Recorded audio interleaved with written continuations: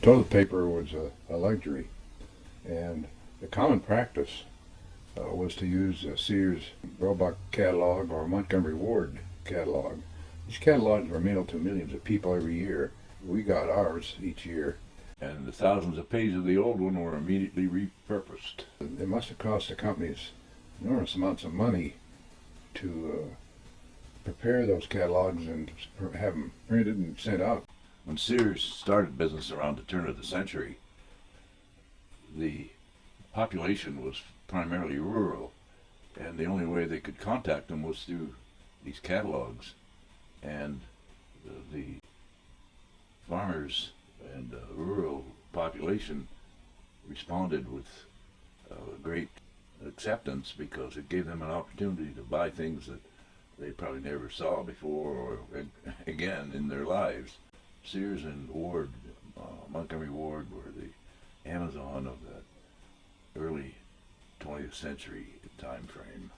It's hard to imagine how they kept track of all this stuff that was listed in their catalog, because in those days that was even before the era of punch cards, and they all had to be manually entered and deleted and shipped and addressed. And an incredible project. They have thousands of people working in Chicago doing that, but even so, the chance of error and confusion must have been immense, and the warehouse required to store this stuff, it's beyond belief. The variety of product was not restricted to any type or size. They sold, you can see this big old cast iron stove for $13. And this house here for a little over $1,000, and they had quite a variety of pre-cut houses of different styles and shapes and rooms and prices.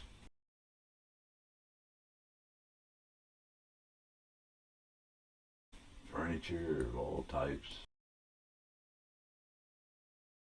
big guns.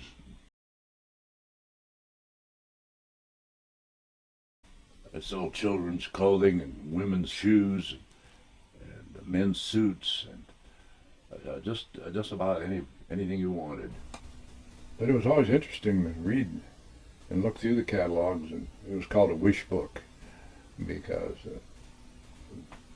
you wish you had the money to buy this dress or that bicycle or that tool.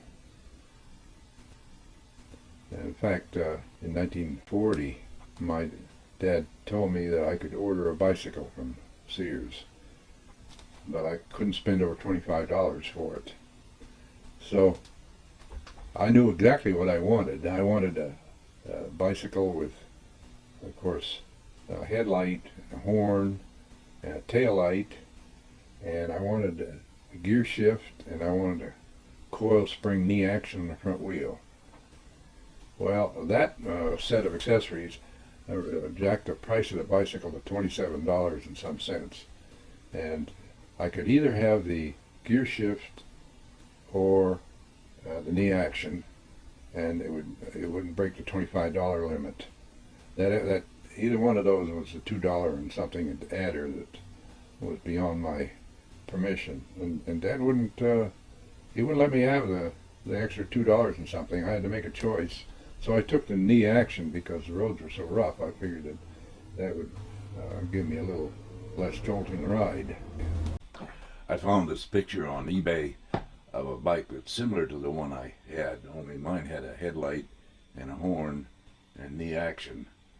Well, essentially it's just the same massive bicycle that this picture. Bicycle weighed pounds when it was delivered, and it was so heavy, and with all the hills around there, I couldn't go up any hill. I had to get off and push it up the hills. So that was my penalty for choosing comfort over the utility of having or the ability to gear it down and be able to pedal up the hills at a lower gear. I had such a difficulty with the hills that it really wasn't a very practical bicycle for me. But I did ride it back and forth to Frenchville 1,000 times, pushing up every hill, and it was a lot faster than walking, and I didn't have any objection to riding it, that's for sure. Several times I'd ride to Frenchville during the summer and meet up with a friend, Willard Plubell, that I had met somehow. He had built a ramp, a leading ramp and a descending ramp with a gap of about 6 feet between them. So I'd go over there and we'd come down this hill and ride up the rising ramp and jump the gap and land on a descending ramp and repeat that process 100 times. I remember one time some kid, and I don't remember who it was now, but he wanted to try it on his bike, and he chickened out on the up ramp, and he lost his speed and fell between the ramps in the gap. And he got pretty well battered up. He crashed the front wheel on his bicycle. There was no turning back once he made a commitment. When our youngest one was about 15 or so, he had suffered the same disastrous results as the one I just described in Trenchville. I don't know what happened, whether he chickened out on the up ramp or not, but something happened where he landed in the gravel between the ramps. And I just returned from Japan, and they met me at the Evansville airport, and I got off the plane, and I saw this kid sitting on a bench near the doorway there, and I walked right by him. Oh, I could see Shirley standing over a little further, and I walked right by this kid without knowing that it was my youngest. His face was all puffed out about twice its size and full of nicks and gouges, and he had landed right on his face. He was so distorted I didn't even recognize him. Advertising in the 30s and 40s was, well, even the 50s, but especially during the 30s, the liberties, well, it wasn't liberties then, it was the mindset of the population and the advertisers was certainly different than it is today. I think you'll find these ads, which were pretty typical, and but I think you'll find them pretty funny. This was an ad for a postage meter, and the convoluted conversation that's printed here is really pretty amusing.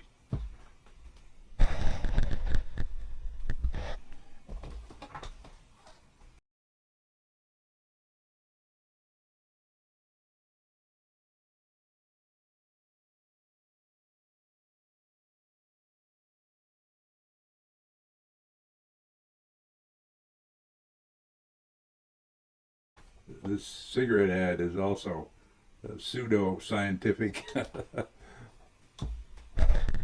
A number of 20,679 physicians agree that Lucky's were less irritating, which admitted inadvertently that cigarette smoking was irritating.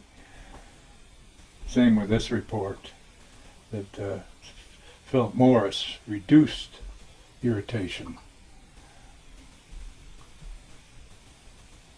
This is something that wouldn't pass too well today with women's rights. Back in the good old days when men were men and women were women, there were all kinds of health ads and beauty treatments that some were downright dangerous.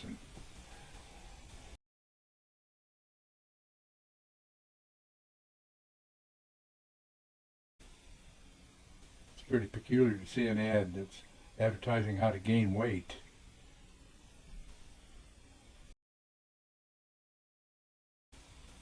And of course this one works the other way. It's talking about being too fat. So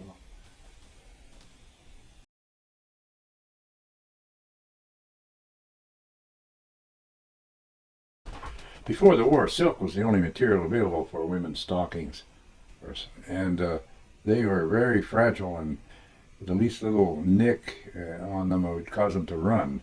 In other words, that white stripe down that woman's leg is what's called a run, where the material weaving comes apart and exposes the bare skin in that strip.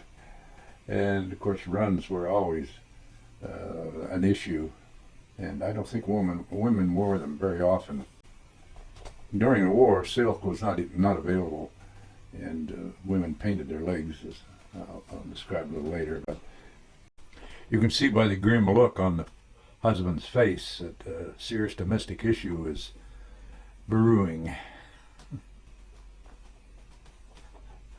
It's kind of comical to see how formally they're sitting there in their living room in the evening, relaxing while she does her domestic duties and he reads the financial section. It seems that there's a certain percentage of the population of males in our country during that time that were very sensitive to dishpan hands and the quenching of romance that those nasty, rough fingers communicated to them. You can see he's thinking about some other gal that he'd better start sprucing up to, because this one isn't going to work out.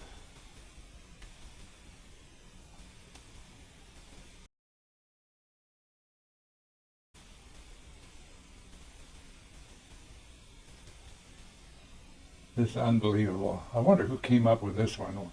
What person would enjoy having smoke blowing in their face? Especially smoke from those cheap plastic tipped cigars that he's smoking.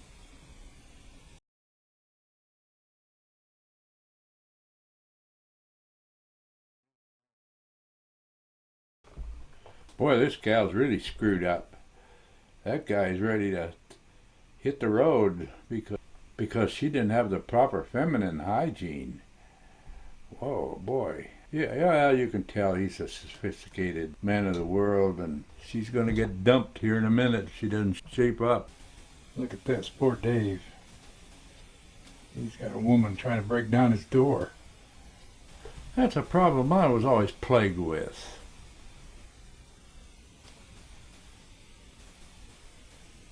Another thoughtless, uncaring woman.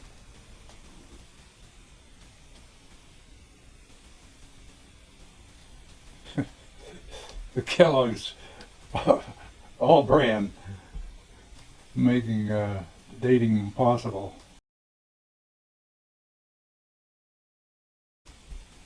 I like this one. The harder a wife works, the cuter she looks. Does my black heart good to see a woman working. This is really, really great here too. Yeah.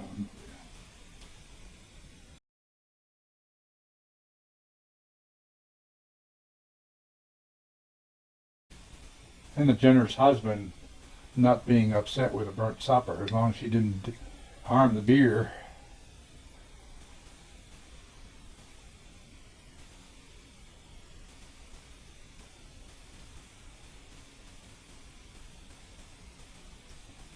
Pretty funny ads.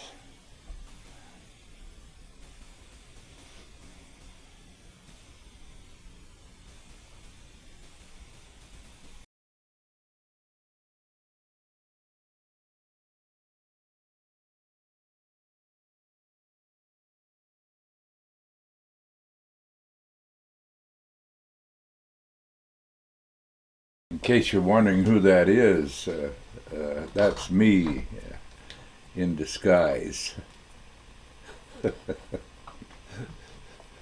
And that's Shirley on the floor there, of course.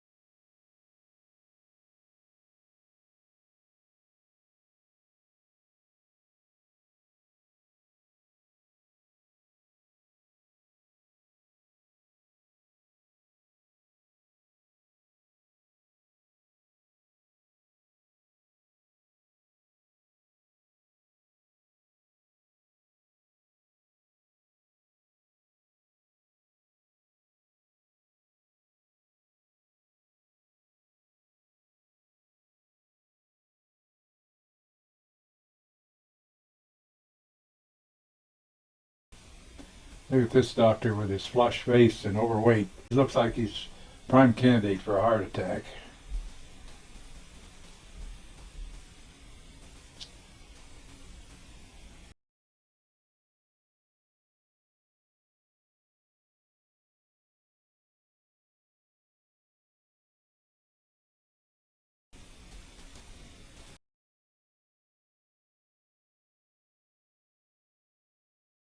Women wore all kinds of foundation garments in those days.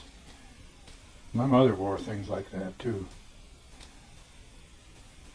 These sharp looking suits.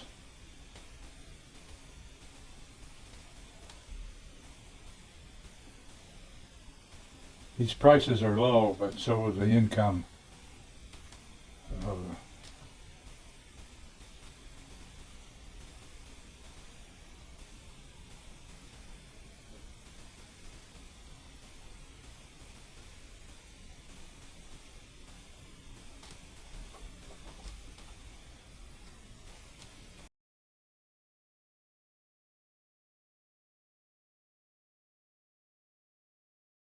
it's hard to imagine a suit being priced at those levels.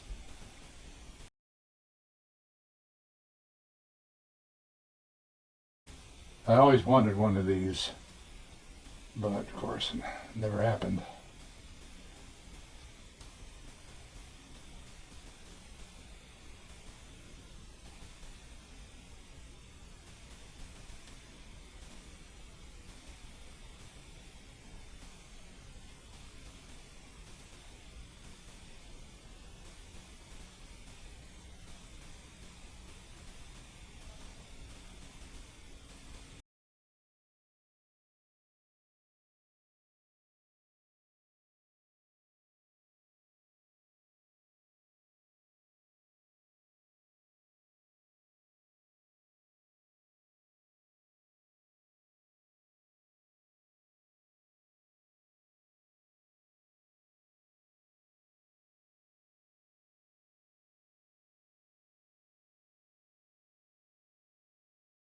These ads are hilarious to us today, at least they are to me, but they really do represent the mindset of the people before World War II. This women's place was in the home and obedient to her husband,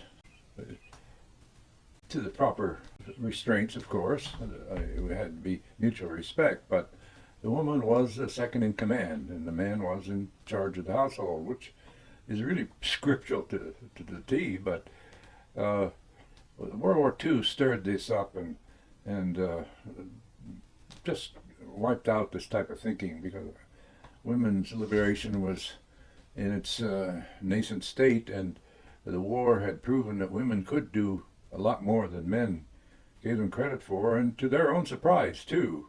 When it came right down to forgetting the restrictions and the mindset of eons of time and getting to the job that had to be done now, these ideas and restraints were cast aside, and women became much more predominant in their own station in life.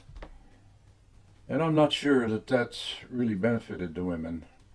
I really don't understand why a woman wants to be a man, because a woman has the power behind the throne, which is a lot more subtle and it doesn't have to face the spears and arrows of outrageous fortune that the man has to face out in the world. Her life doesn't have to include that kind of aggravation and difficulty when she accepts her second in command position. But when she leads the family and leads the home and lets the man accept her responsibilities, industry or wherever, she takes on both jobs. And she's lost her sweet spot, in my opinion. Of course, I'm just an old man who's got a lot of goofy ideas, but I think a woman is happier at home, protected by her husband from the world as much as possible. And if she can depend on him, lean on him, and accept his leadership, I think she can find much more satisfaction in life. And I say that because I think that's the way our family was. I certainly was. I had a lot of this mindset, still do, as a matter of fact. And I sheltered my wife from as much as I could from my own difficulties at the job and disappointments and so forth. But and she depended on me for the leadership, and I didn't always do a good job, but I did accept the responsibility for maintaining our house and financing and so forth. Anyway, I can say one thing. We had 68 years of a blessed marriage. It wasn't smooth all the time, that's for sure, but when I look back, it was blessed right from the first moment until the last. During World War One, a doctor invented this machine that he could look through the boots of wounded soldiers to see what kind of damage the feet and legs were before removing the boots. And after the war, he developed the machine a little further and began to sell it as a shoe fitting device. And it became very popular during the 20s and 30s, and it wasn't until the late 50s when the damage from radiation really became obvious from the Hiroshima and Nagasaki atomic bombs that these machines were banned from the United States.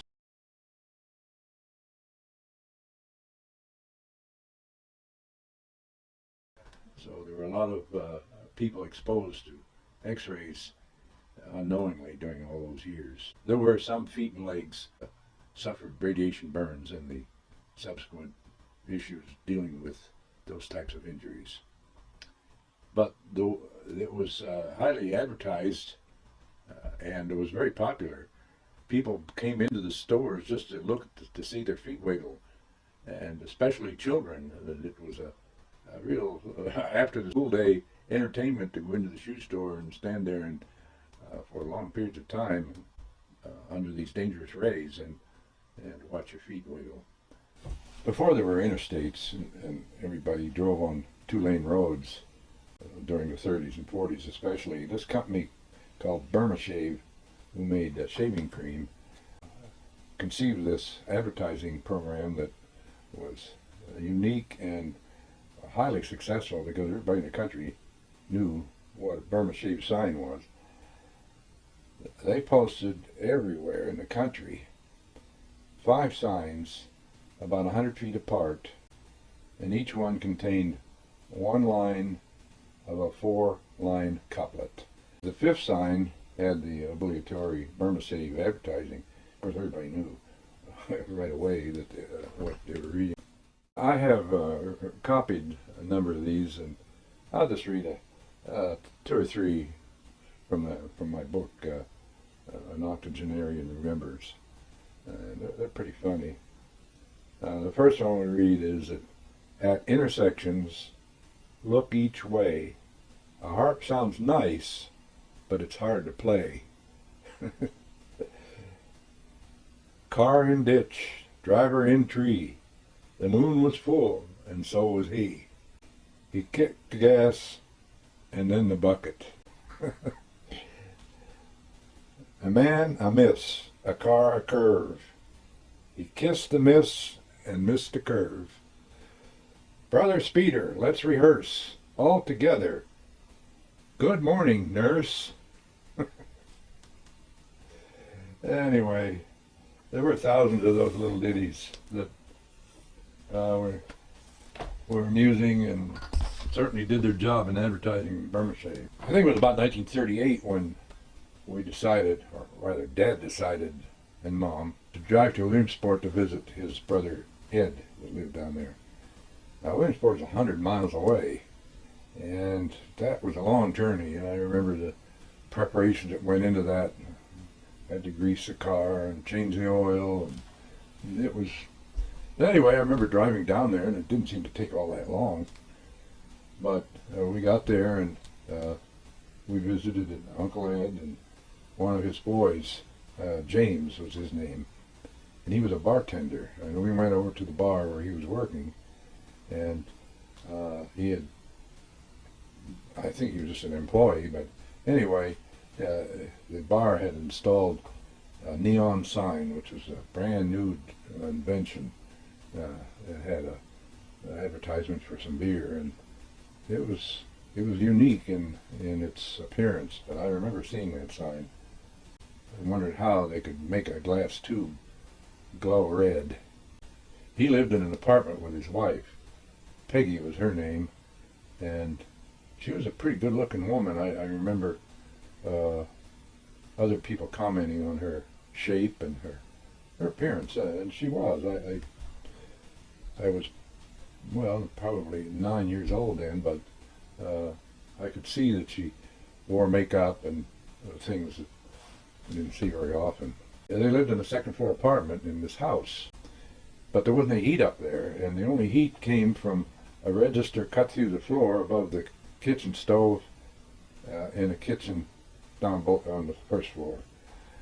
And so some heat came through there from that coal-fired kitchen stove. I remember my sister and I looking through that grate, and we spit down through that grid, that grill onto the hot grid of the stove below. We were hard up for something to do, I guess. We stayed there overnight and came back the next day. A big journey. Just before the war and during the war, a fad started in New York City among young people, and this fad was involved wearing an outlandish outfit called a zoot suit, Z-O-O-T suit, and it was really a weird setup. People, young men, boys, wore this outfit. The pants were tight at the ankle and then ballooned out, and the waist was up way high, up around the breasts, and a long coat like formal tails then was worn with that hung way down, and there was a long chain, maybe 6 feet long, decorative chain hung then from the vest pockets of the outfit, and of course they wore sharp pointed shoes with spats. And it was a weird outfit. And the hat was a huge brimmed hat with low center rise on it.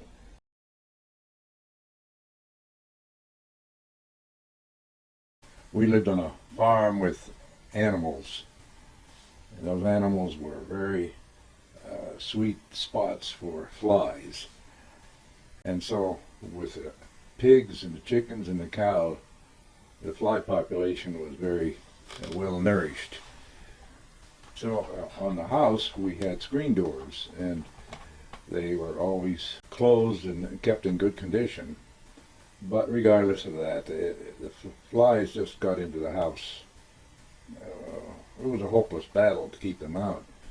And one of the things that Mom did, of course, in addition to fly swatter, was to hang sticky fly-catching tapes that you bought in a small tube about the size of a shotgun shell, and it pulled out this strip that was covered with very tacky material, and with a thumbtack stuck it into the ceiling, and this 2-foot long strip of sticky tape, once they touched that, they were unable to get off. So most of the time this strip was a withering black mass of flies.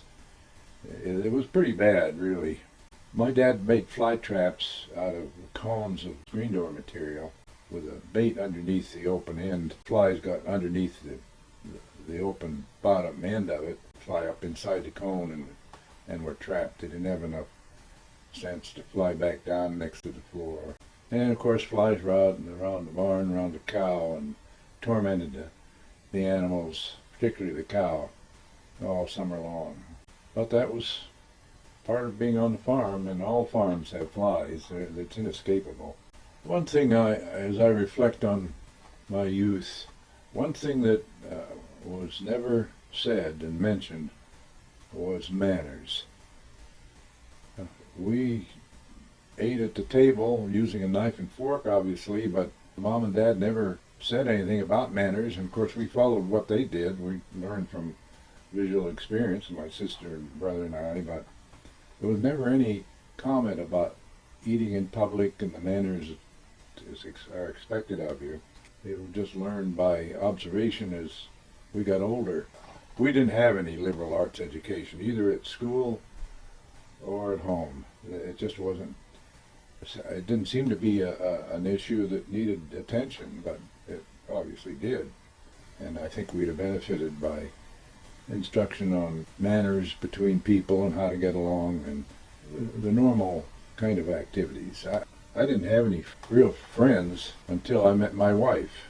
All of the kids in the school, the grade school, were not my friends or confidants, and I never played with them outside of school times, school recesses. And even then, it was a minor contact.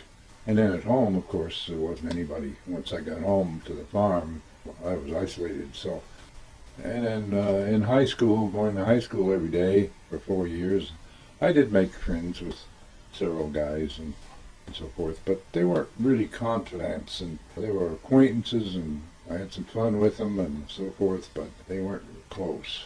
So my wife, Shirley, was my only true lifelong friend.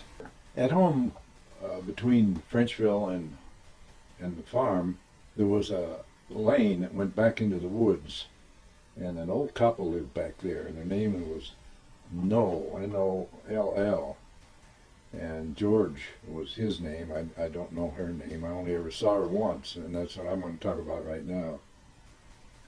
One day, Dad and I, for some reason, Dad wanted to go over to see George, and nobody ever went back there. He wasn't really a very friendly guy. He was a wizened up old guy without any teeth, and he was a character. He was a tough old bird, though, and used to hard work and so forth.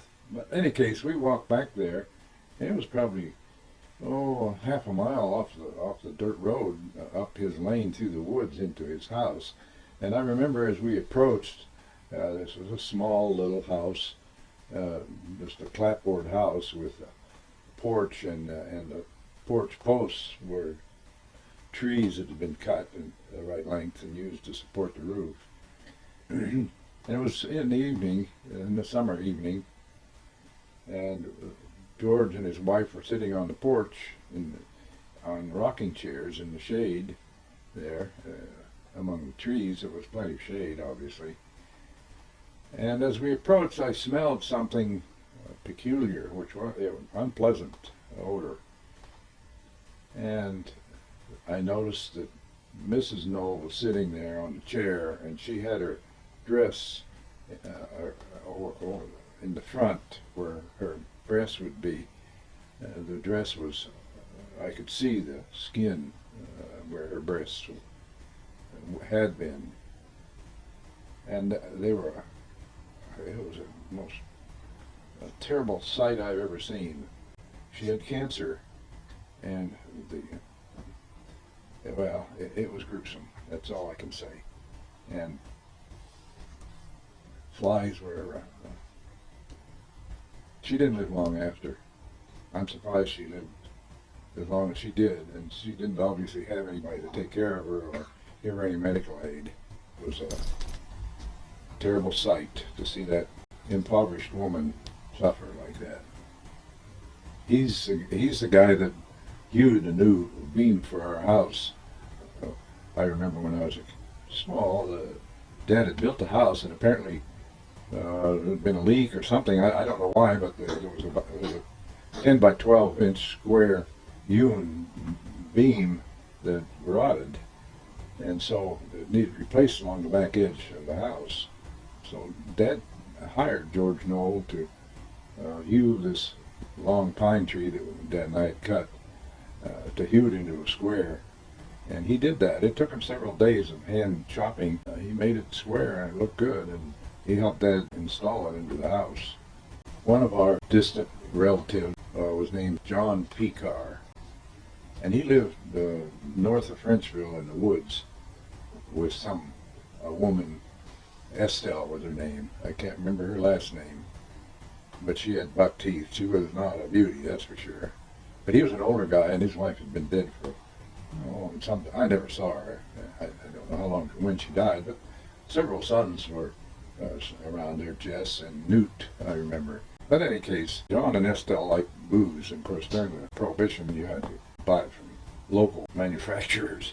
He had a 31 Plymouth with suicide doors. The doors open from the front edge rather than the trailing edge. And so if those doors were opened while the car was moving, the wind would snatch them and tear it off. One day we heard the old car going by pretty fast, and John and Estelle had been over to a neighbor and got pretty well tooted up, and they were really traveling fast toward Frenchville again. And not fast, I mean like 30 or 40 miles an hour, which was fast on those roads. And there was a sharp curve up the northern corner of our farm, and a big pine growing right along the edge of the road. And as they passed, we were all knowledgeable about the sharpness of that curve and whether he was going to make it at that speed. Well, it didn't take long to find out that he didn't make it.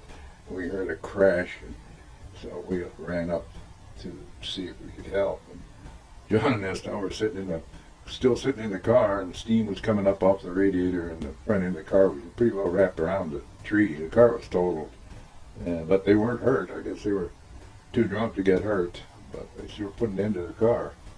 One of the things I remember when I was a little kid in the early 30s, actually, in 1925, cave exploration down here in Kentucky around Mammoth Cave, which is just 50 miles south of where I'm at now, was a great tourist attraction. And of course, during the 20s, people were working in prior Depression days, so there were cars and people traveled a lot more than off the beaten paths. So Mammoth Cave was a pretty good attraction, and the locals down there knew that there were caves everywhere in that part of the region. So there was a lot of exploration by people that lived there. And in 1925, there was a man by the name of Floyd Collins who was a young man, and he was adventurous, and he explored caves as a hobby. And in January, he was out exploring, and he found this cave called Sand Cave, and he went into it, and it's a large cave, it's a tourist attraction today. But he went in there, and he squeezed through some pretty tight holes and discovered these large rooms, immense caverns in there. But the access to them was through a really tiny spot where he could just squeeze his body. He had to keep his arms down to his sides and force his way through the hole with his feet. And on this day, on January 25th, 1925, he decided he'd better go back home because his kerosene lantern was threatening to go out. So coming back through that really tight spot, and there were a number of them, but this was the worst one, a rock fell from above and landed on his legs, and the loose dirt that rock brought down partially buried him, lower part of his body, just as he was getting through that really tight place. So he lay there on his stomach, trapped with his arms to his sides and his feet buried, and he was unable to dislodge the rock. And reports say that the rock weighed 13 pounds, and some say it weighed 26 pounds. That was down on his ankle and his lower feet, but it doesn't matter. It was too much that he couldn't dislodge it from the place it was in. It was wedged between the sides of the hole. So he was trapped there, and so when he didn't return that day, the next morning they sent out a search party, and they found his jacket at the entrance to the cave, so they knew where he was at. And they went down and they found him there, but they couldn't dislodge him either. They couldn't reach the rock. It was on the other side, and they couldn't pull him out. He was too tightly wedged in the opening. So they tried different things. They tried to put a rope around his chest and tried to pull him out, but they couldn't do it. So the days went on, and they were getting desperate, and word spread of Floyd Collins's entombment, and it spread all over the world over the next 3 or 4 days, and thousands of people drove down there, and there was a lot of arguing about how to get him out, and there was no leadership, but there was a lot of animosity and infighting among people who were looking for fame and glory to save Floyd Collins. Well, after 4 or 5 days, they were unable to continue bringing him food and water because there were other cave-ins being threatened. In fact, one man almost got trapped himself from falling debris, so they couldn't go back down to give him any sustenance, or nobody was willing to take the risk. But it was rather a long way back into the hole where he was trapped, and of course it's dark and wet, and it was raining and 20 degrees and snowing, and the weather was terrible. It was wet inside the cave, and anyway, they finally organized and got a crew together of 70 men and started digging a vertical shaft down to where he was trapped. They couldn't agree on where to begin the digging, and they lost almost a whole day on that issue. But in any case, digging down through that was very treacherous and dangerous. It was mucky and difficult to evacuate, and of course the rain kept everything wet and muddy, and of course rock layers and so forth they had to penetrate. But anyway, after 7 or 8 days they got down 55 feet, and on the 17th day they arrived at where he was trapped, but he was already dead. He had been dead about 24 hours apparently before they reached him. So he starved to death actually, and well, probably a lack of water too. But the story of his death and the story of his entombment and death spread over the world. And you know, this happened 5 years before I was born. But even as a young kid, I remember the conversations that neighbors or somebody had, because I've never forgotten it. I guess the horror of it, the thoughts of being trapped and entombed, and then eventually being lost. If you let that prey on your imagination, you can somewhat appreciate the nightmare that he went through before he died.